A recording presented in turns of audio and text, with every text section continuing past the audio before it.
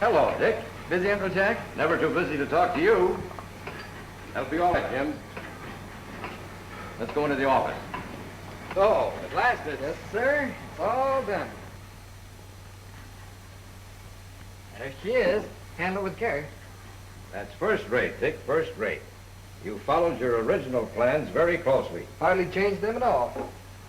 Beautiful lines, fine proportions, and practical from bumper to bumper. I certainly hope you're right, Uncle Jack. Don't forget that there are a lot of good brains designing automobile bodies. I realize there's plenty of competition. But young men have ideas, and they have the courage to stick up for them. I'm not afraid to put my model against anybody's. That's the talk. While I was building it, I was thinking. Yes, Dick. Thinking what? Why, just thinking how it all started. This business of going places, I mean. Do you suppose people have always wanted to be somewhere else? Probably since the very beginning of things. I guess there have always been wandering tribes in every land, from the dawn of history. But I mean particularly building things like this. Well, that probably started with the invention of the wheel and the axle. And when was that? You got me there. Why, even the history books can't answer that one. I wonder who it was. Probably some young fellow like you, Dick, with courage and imagination. Way back in the Stone Age.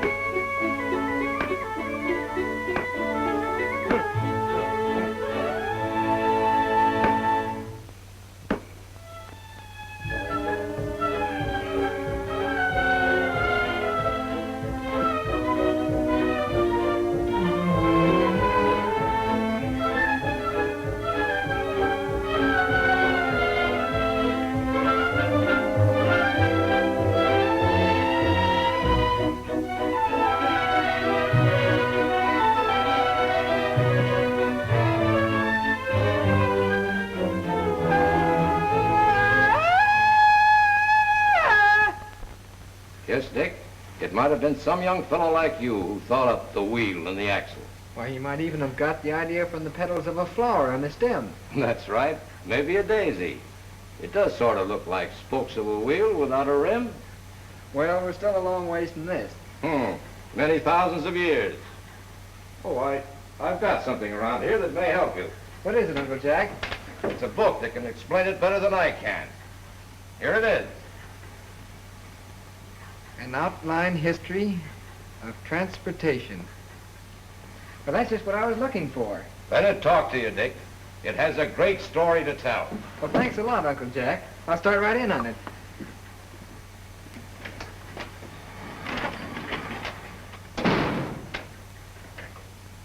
In some far distant day, before the testimony of recorded time, a now forgotten and uncelebrated genius made a wheel. But then, and even today, man and woman too bear burdens, for in some ways and in some places, things haven't greatly changed since the dim past when fishes flew and forests walked and figs grew upon thorn. From the beginning, there have been beasts of burden. In the Orient, there were elephants piling teak, and across the mysterious, meditative, unapproachable desert, for centuries has plodded the patient camel. Better known are the chariots of the Romans, whose wheels rumble through the pages of ancient history over the thousands of miles of roads that laced England and the continent into the Roman Empire. Man first traveled on the water, we may suppose, by means of a rude raft which he poled along.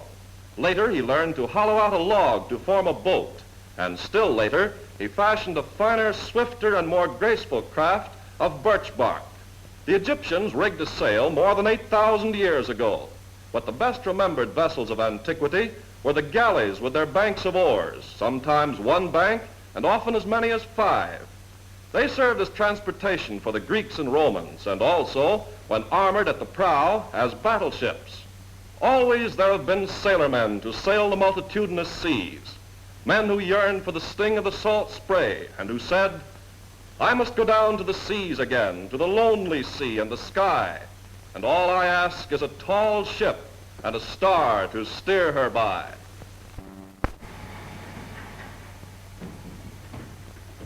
Interesting, isn't it? I should say it is. How far have you read? Well, I was just getting into Baghdad under the mighty Moslem, Harun al-Rashid.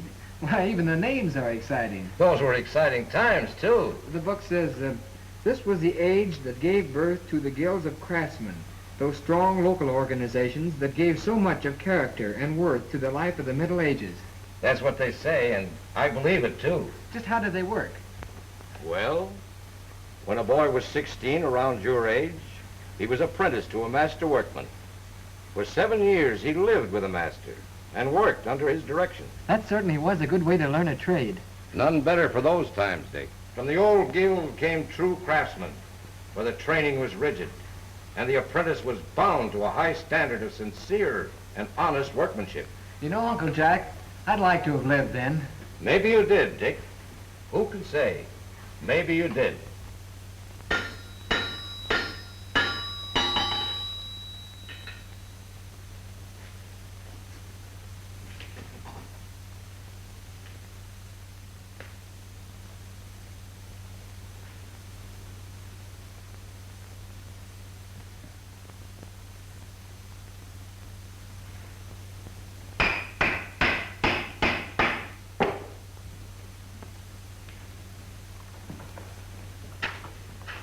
Give you good day, master.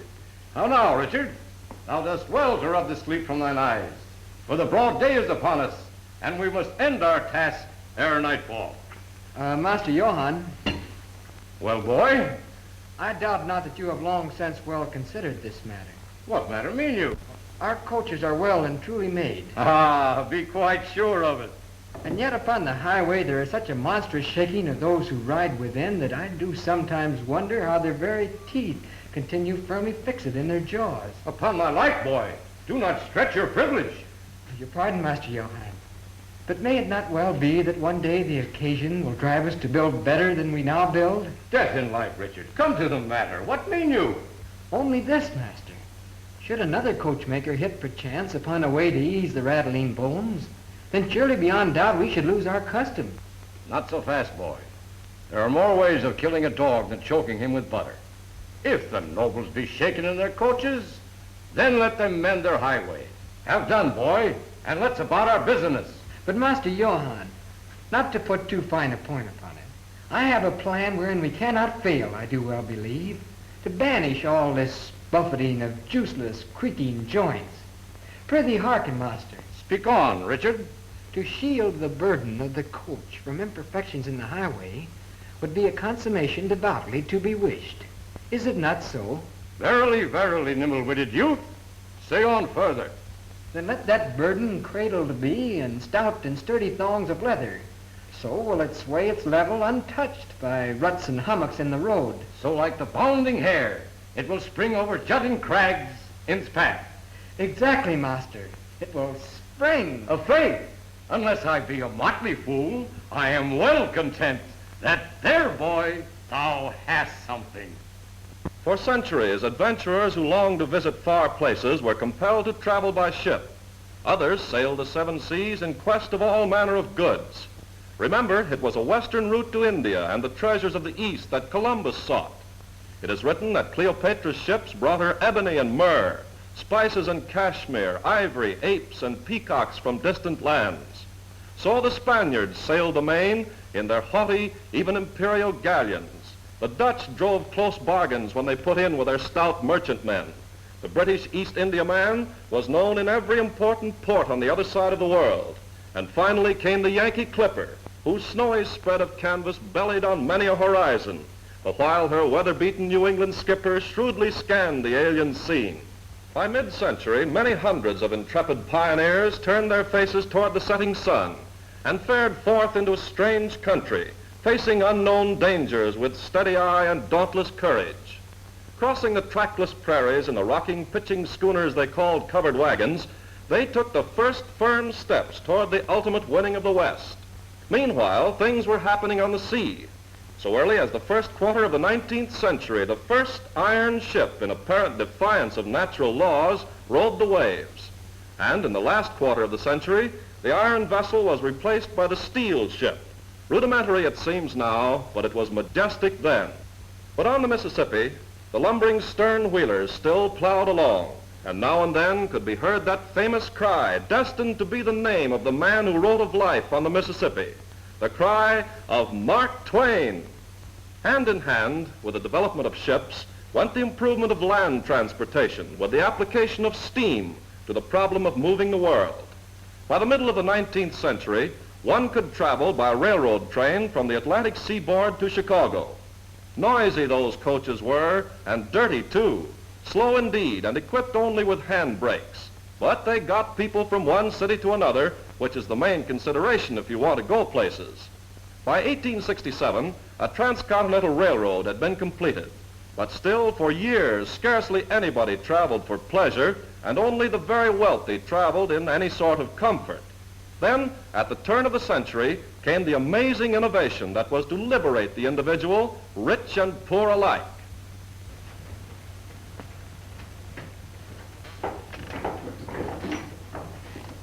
Can't find it, eh? No, I can't, but I think it's in the top. Probably is. Now, if we had a top of all one piece, then there simply couldn't be any squeaks or rattles. All one piece? Well, I never heard of such a thing. I never did either, but I'd like to, wouldn't you? You couldn't do that, John. Don't forget we're in the 20th century now. Just look what Nikola Tesla and Edison and this fellow Marconi are doing. Why, a few years ago you'd have said the telephone and the phonograph were impossible. Hello, Uncle John. Hello, Dick. Hello, Dick. Hello, Tom. Can I borrow a little graphite? Oh, what flavor will you have? 23 for you. Oh, skidoo. Well, now, I'll hand you a lemon. How about hand me the graphite first?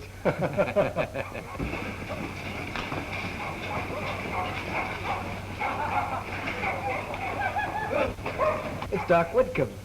He'll break his neck one of these days with that horseless carriage.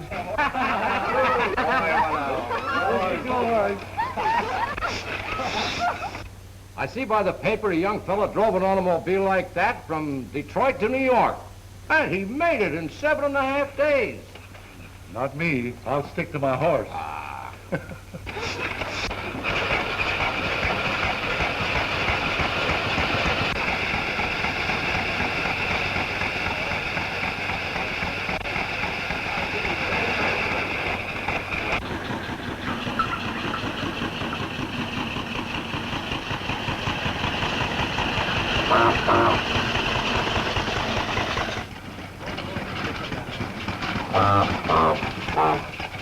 How are you, Doc? Never better, John. Just been up to your brother's house. What do you think? Can't guess. Little Sally's just getting over the measles, and now the baby's coming down with him. Is the little fellow bad off? No, looks like a light case. Probably doing good. But I'll be getting on. More calls to make.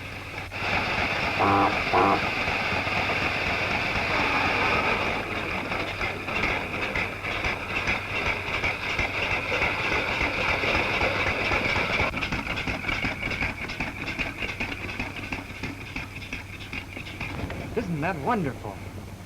Come on, Rubberneck. I'll give you your graphite. Gee whiz, Uncle John. Do you think you'll ever have one of those? Can't tell, Dick. I was just saying before you came in, it seems as though about anything can happen these days. Oh, you're loony, John. I tell you, it's just a fad. You can't tell. You just can't tell. 1901, when the first Curved Dash Oldsmobile appeared, there were only 7,000 motor vehicles produced in the United States. 30 years later, there were 26 million cars and trucks registered in this country. Growth of what was called a fad at the beginning of the century. Organized in 1908, the Fisher Body Company 2 years later in 1910 up from Cadillac for 150 of their closed bodies. In that day, all cars were cranked by hand, and it was a dangerous, laborious, and frequently maddening operation. Then in 1912 came another history-making betterment when the electric self-starter was embodied in this automobile as standard equipment. Another 2 years passed, and again the same manufacturer took the lead by introducing to American motordom the V-type 8-cylinder high-speed engine. Quite a different contribution to transportation was the opening of the Panama Canal, a 50-mile cut that connected the Atlantic and the Pacific.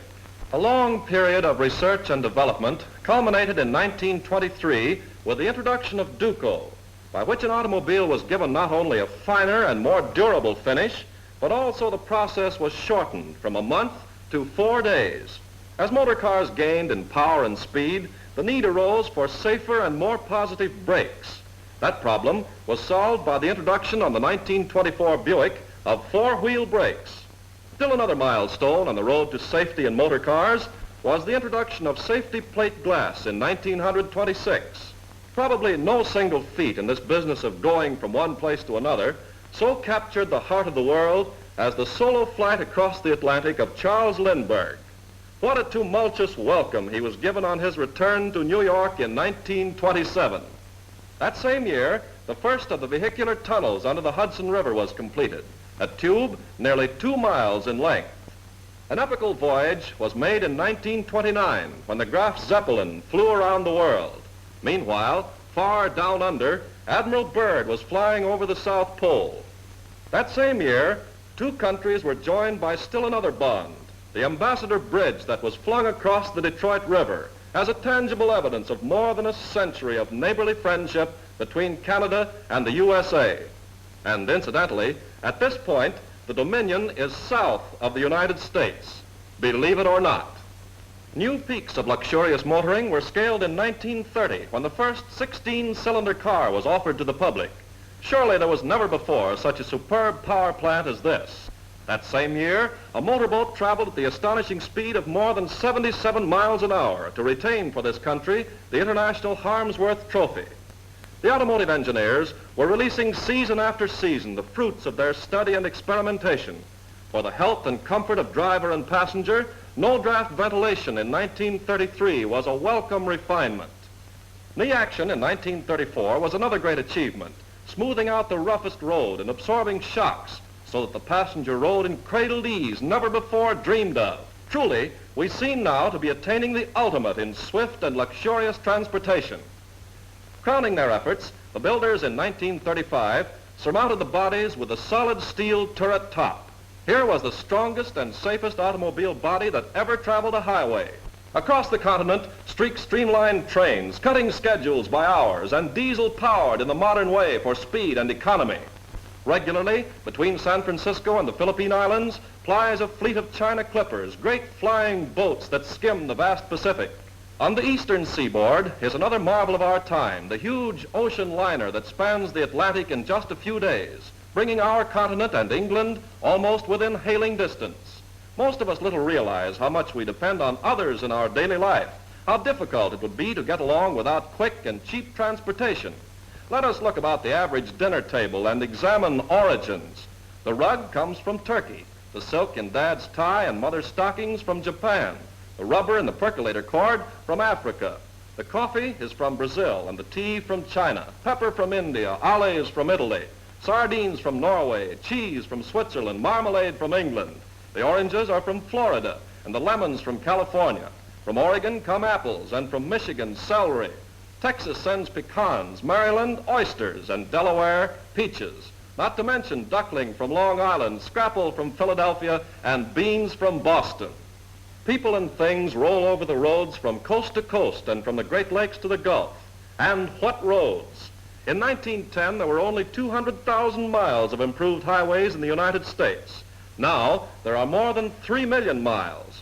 As motor cars multiplied, the road builders tried to keep pace. Gone forever are the days when travel was only for the few. Nowadays, in this moving world of ours, we all go places. We all can say with the poet, "Light-hearted I take to the open road, healthy, free, the world before me." We in this matchless age truly have the world before us. Because of the development and refinement of the motor car, safe, comfortable, and economical transportation is now available to all of us. Great advances have been made in the past 3 decades. Greater advances are to be made in the years to come, and when they are made, it will be as it was in the past because of the forward-looking youth of our country, in whose courage, imagination, and ingenuity lies the future of transportation. And he who serves progress serves America.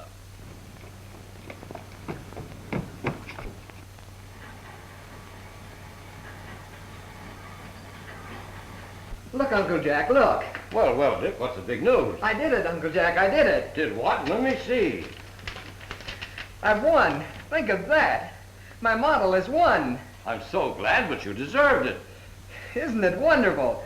I'd just like to let out a yell. Go right ahead.